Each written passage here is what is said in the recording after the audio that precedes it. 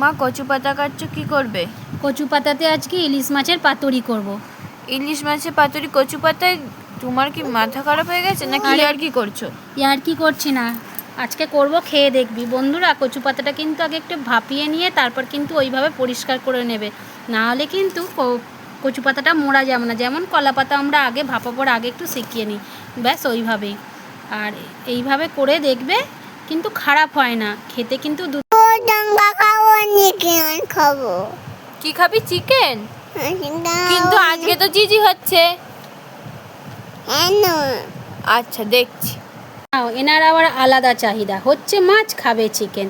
হ্যাঁ, আর যা বলছিলাম বন্ধুরা, আমি কলা পাতাতে সাধারণত এই পাতুরিটা বানিয়ে থাকি, কিন্তু আজকে হাতের কাছে কলা পাতা ছিল না, তাই ভাবলাম হাতের কাছে কচু পাতা আছে, তাই দিয়েই বানিয়ে দেখি।